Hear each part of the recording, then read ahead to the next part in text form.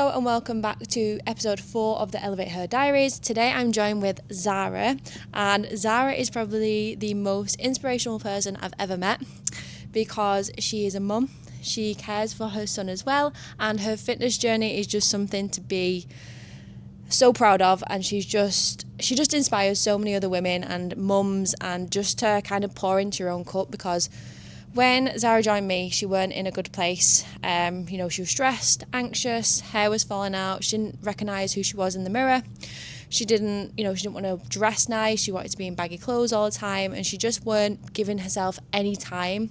And then fast forward to now, and she is confident, happy, healthy, stronger, 20 kg lighter. She's already done a photo shoot. She's wearing clothes that she never thought she would wear, and she's just here to inspire so many other people. Hi. Hi.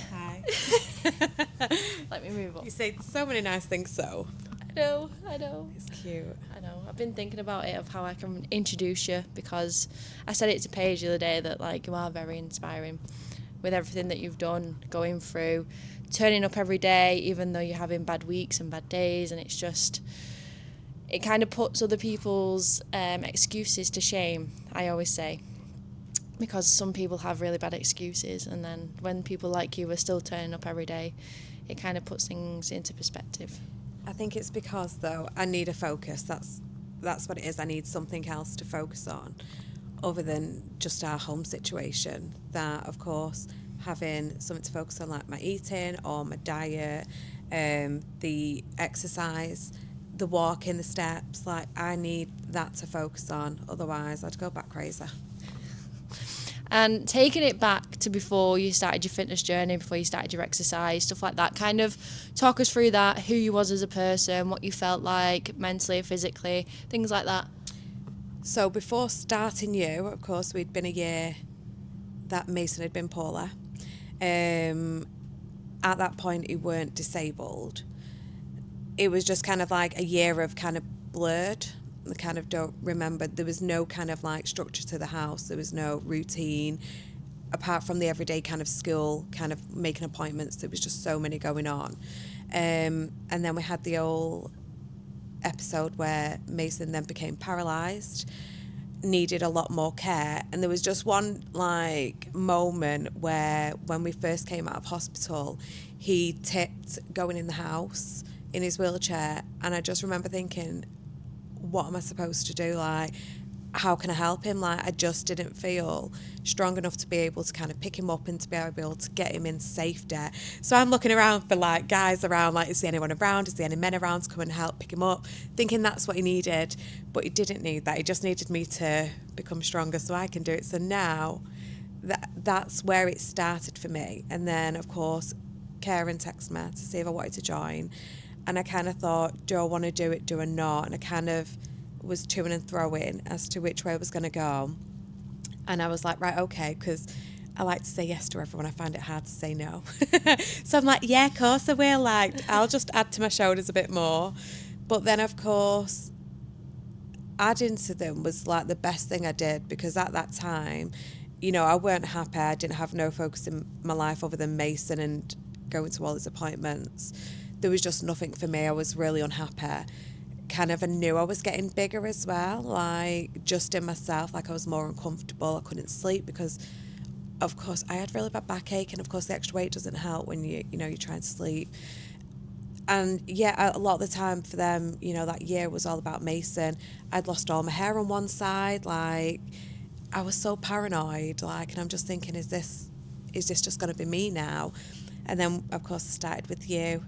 And then I got fitter and I got stronger, and I'm thinking, who needs a bloody man, because I can do it now myself. Which I do most things now by myself without needing.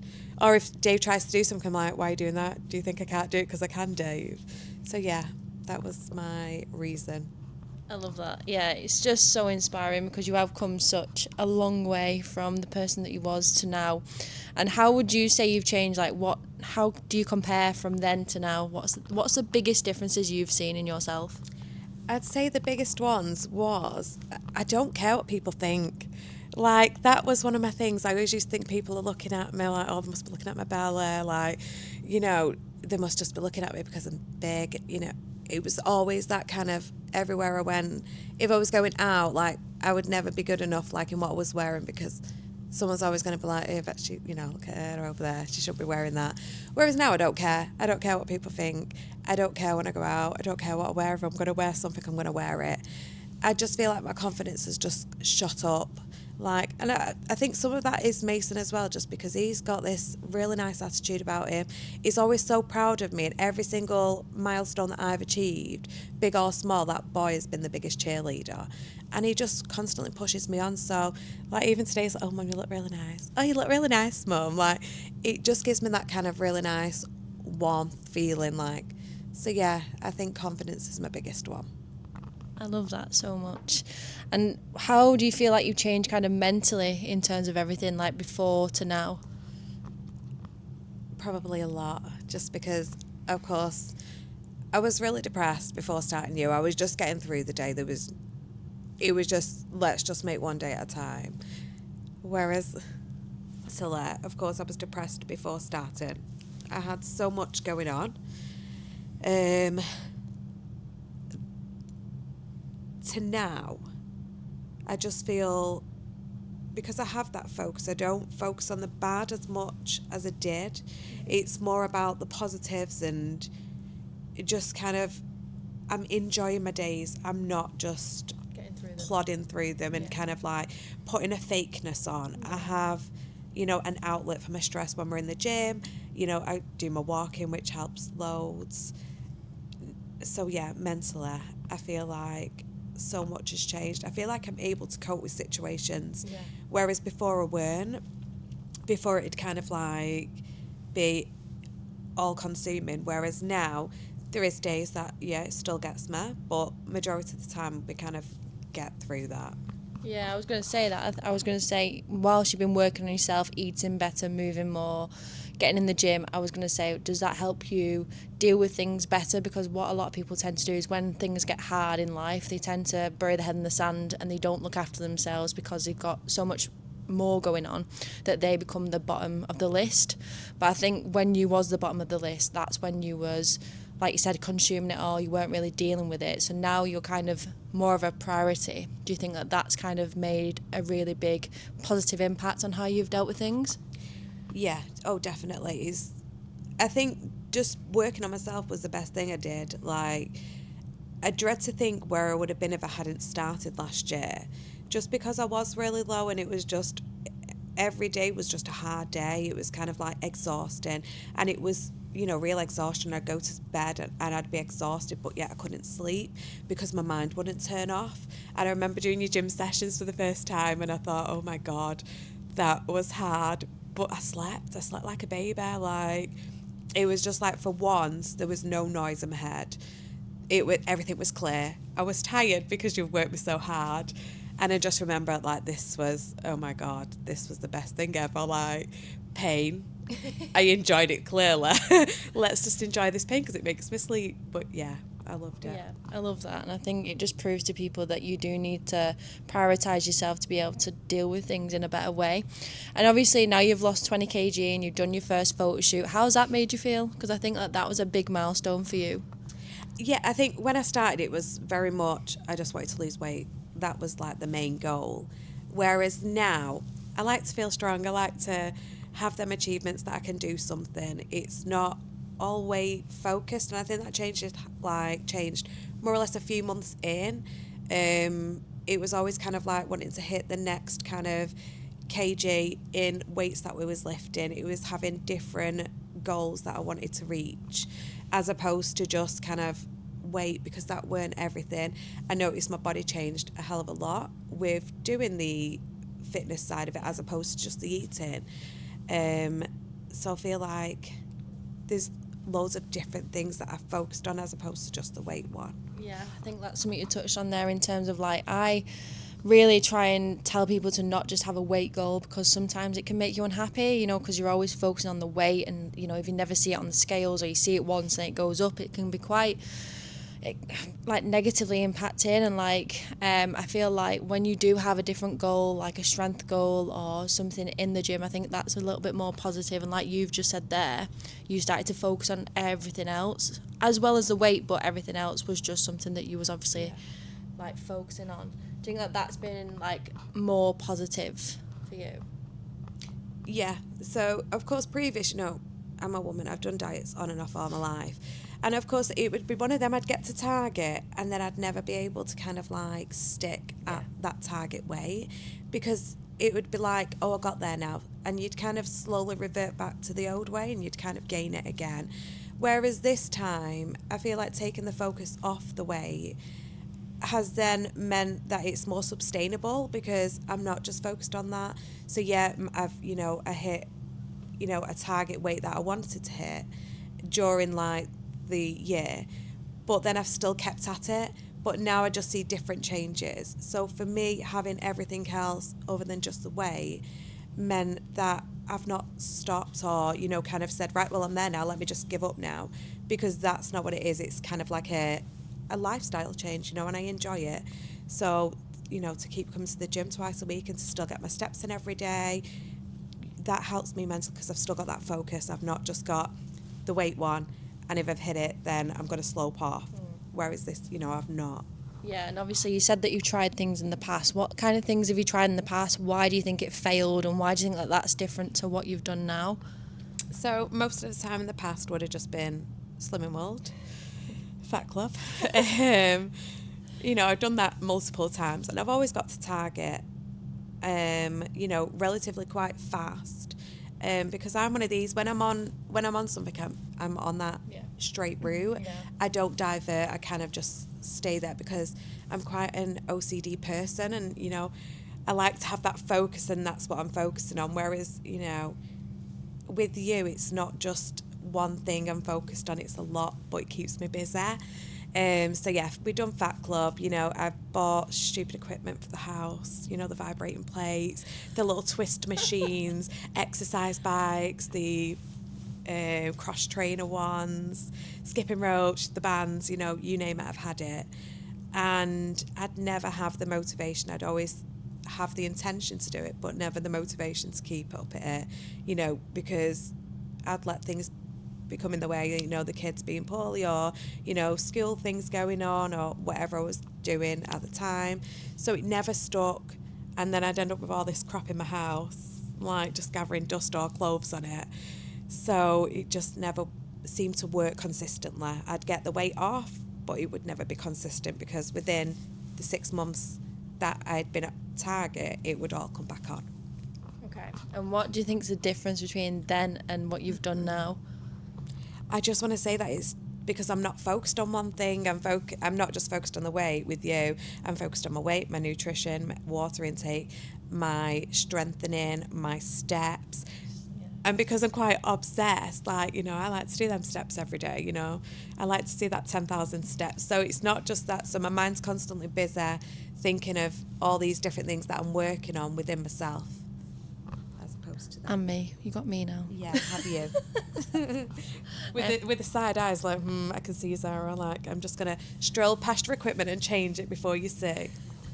I have to add me in there. And I think you touched on something there. I want to touch on the fact that you're a mum of 3 kids. Mm-hmm. What tips would you give to mums in terms of like putting yourself at the top of the list, prioritising yourself, getting things done while you are busy, and like obviously you're working, you're being a mum, stuff like that, and like just kind of pushing women that are mums to do more for themselves, because obviously it took you a long time to be like, because like the first thing on your mind was I don't have time and it's going to add more stress to my life. So it's just kind of like, how do we push mums to kind of not think like that, and actually you need to prioritise yourself. And I think it's good coming from you as a mum of 3 kids. So I think just personally for me, of course, I didn't have, in my own head, I didn't see that there was space for doing this because everything felt like exhausting already. But then, of course, picking the days, of course, so, with you, I do the Tuesday and Thursday. So I know that that's days that's, your time. my time, yeah, it's a time in the evening when the kids are just going to be, you know, I'll be doing tea or something. But it's prioritising things. So, of course, you know, it's getting, you know, tea ready before I go, or having something easy to make when I come home so I'm not stood, you know, in the kitchen for ages. It's about just managing my time better. So, for instance, getting my steps in on the school run, I have the car, but I don't use the car because I choose to walk to school and back. That gets my steps in before work. It gets my steps in once I finished work. It's just about not overthinking it, because I think sometimes you overthink it so much in your head and make it this massive big issue when it actually isn't. And also just having that time just for me, I feel like I actually needed it. I didn't realise how much I needed it till I did it. And then when I see other people and I speak to other people who are parents and, you know, they have a lot going on, and I, you know, say to them, you know, you just need some time for you now. You need that time for you. And I do try and push that on other people, because I think that's the best thing you can give yourself as a mum, you know, is an hour, 2 hours a week. It's nothing. Yeah. Do you know what I mean? Yeah, I think you've touched on it there, where you overthink it and you think that you need to be doing hundreds of different things. You know, it's complicated, it's this, but actually it's quite simple. Like you said, it's an hour, 2 hours a week, like trying to get your steps in when you can, you know, taking the stairs instead of like the lift, parking further away, walking to school instead of driving, stuff like that. It doesn't have to be complicated, it can be really simple. Small things. And yeah, you know, if you're going to walk to school in the morning, it's just having that time, but it's just being better time managed. But it's that whole thing, yeah, of not overthinking it, because I think you just escalate so much in your head. Like, I remember when Karen texted me and I was just like, I can't do it, Dave, can't do it. But then, because I don't like to say no to people, I said yes. But then as soon as I said yes, I'd escalated that, like, how am I going to fit this in, because I've got this, this and this and this and this to do.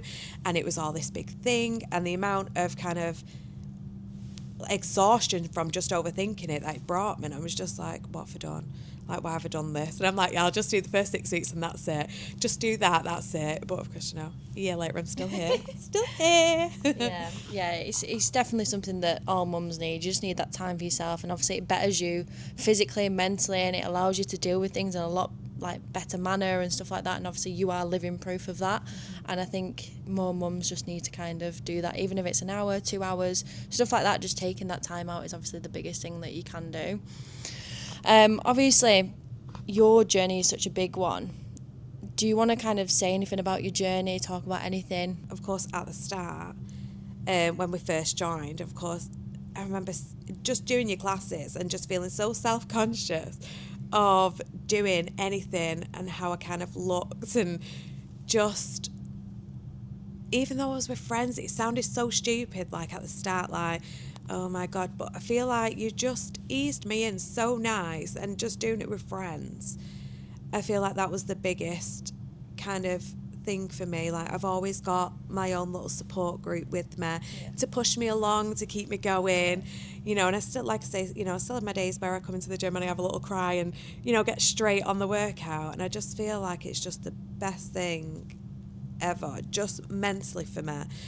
It just gives me my head such a clear out, you wouldn't believe. And the tiredness that I feel, like that real tiredness, not the exhaustion tiredness, it was like real tiredness. But of course, going from, you know, the start to now, you know, one of my big achievements was doing my pull-up. I always wanted to do a pull-up, didn't I? Just because the boys can do them, and I'm like, oh my God. So being able to do that pull-up was like a really big thing.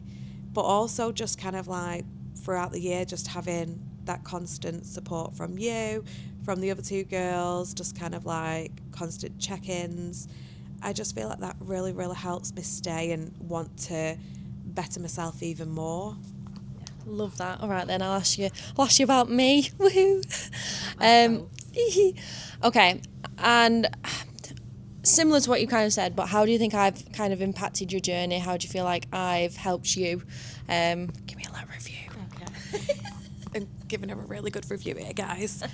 So, no, honestly, though, I feel like you believed in me more than I did. And I think just from you believing in me and saying that I could do something, it really pushed me to want to be able to do it, and really pushed me to want to do better as well each time. And like, you know, you give them eyes, and I use them at home as well with me. So, you know, if something looks really easy, and I'm like, oh, that looks too easy. That needs to go up, Mason. Like, because you look at me and I'm like, Mason, if I just smile like this itself when I'm doing my exercise, she's like, oh, that's too easy. I'm just going to up you. So I just feel like for me, I would probably just stay in my comfort zone. If I hadn't had you, I would just stay with what I was comfortable with. But you're there to push me out of that comfort zone into the uncomfortable zone, but we're going to do it, Zara. And we do it. And, I might moan about it and, do a few things at the equipment. But, we do it and we get there. But, yeah, I think just having you there is just the biggest. And even just like your messages, you're always messaging just to check in, make sure everything's okay.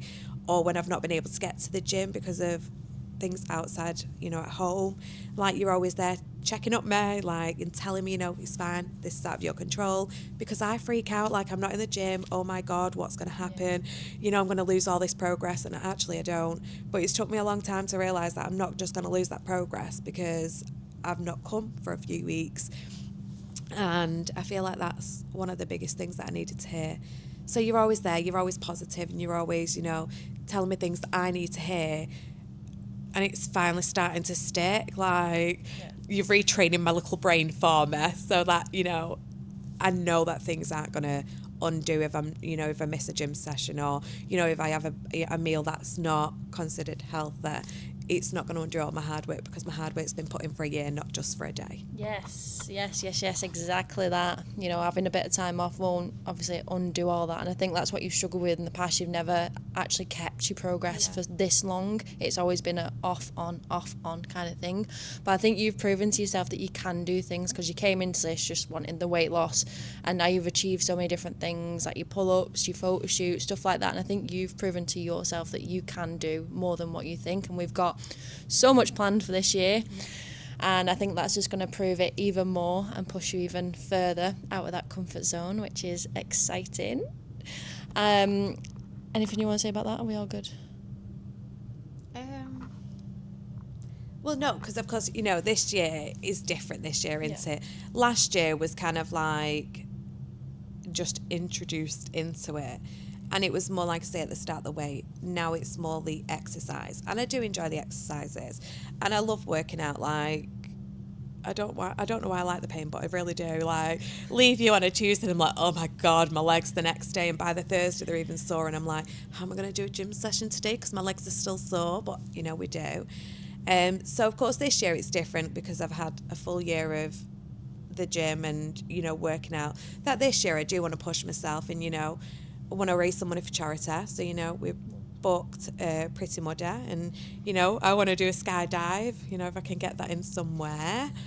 And, we've got all these gym events going on as well that, I want to do and achieve just for me personally, because it's not all about the weight. It's about making achievements and ticking them off my list as opposed to anything else. Yeah, and showing yourself what your body can actually do instead of obviously what it looks like or how it weighs and stuff like that. And that's really, really good. I love that. And what would you say to anyone that's kind of in your position right now, sat on the fence, wondering, do I have time for this? Will it add more stress to my life?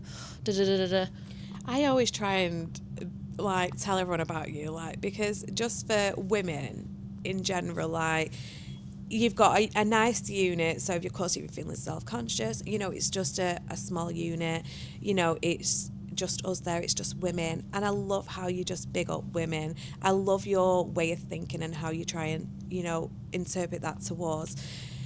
So I just feel like, I forgot the question now because I'm so I just love Sophie. What would you say to someone that was in your position back then, sat on the fence? So I would just try and, tell them that, this is achievable. You can achieve it. You just don't think about it. Just do it. Just do it. Just do it. Love that. And if you're all right speaking about it, Mason's journey, what you want to do for charity this year, just get that out there a little bit more. Is it? It looks like snow. Oh, shit. Yeah. No. Just talk about his journey a little bit. Talk about the fundraising for it, stuff like that, whatever you want to obviously say, and obviously we can get it out on. So of course Mason's got synovial sarcoma, which is a very rare cancer. It's very aggressive. Last year when it grew in his spine, and paralysed him. Of course, we did some funds for Mason, just for Mason to be able to get by. This year, we want to raise funds for sarcoma. Now, there's someone at the Christie's who deals with charity and the funds just for sarcoma alone. So me and Mason, and of course the team behind us, want to do different challenges this year just to raise money, just to hopefully find some kind of cure or a treatment better than currently what's out there. I love that. Yeah. No, it's a really big thing. And like I said at the start, you are one of the most inspirational people because you've been dealing with this alongside obviously having another 2 children, working and obviously going in and out of hospital. And I think just showing up every single day, you've just shown how mentally and physically strong you are as a person, and just you put other people's shite excuses to shame.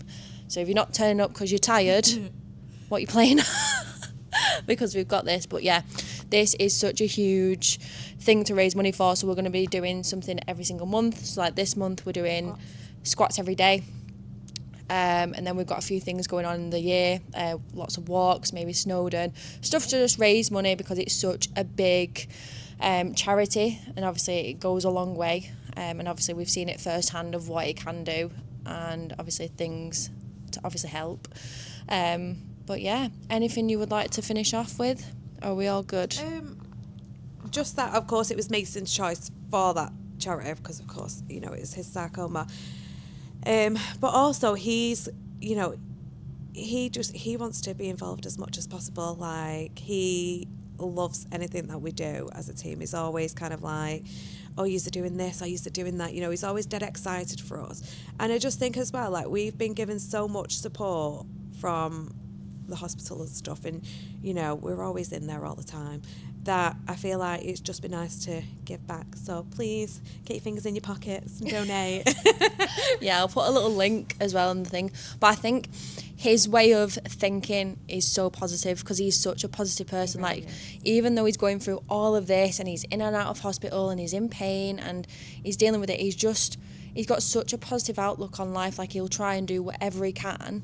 So I think it's just a big thing for you to realise that you are so blessed, I guess, to be able to move your body, and, like, you know, that's what you should be doing. That's like what he says to me though as well sometimes, is like, I wish I could do this, or I wish I could still do that. And I just think, you know, whilst I'm still got them movements, I'm going to do it and push it as much as I can, which is why, you know, I'm pushing myself out of my comfort zone, because Mason doesn't care. He doesn't give a crap. Like, we go out, if someone looks at him or looks at his legs, he just doesn't care at all.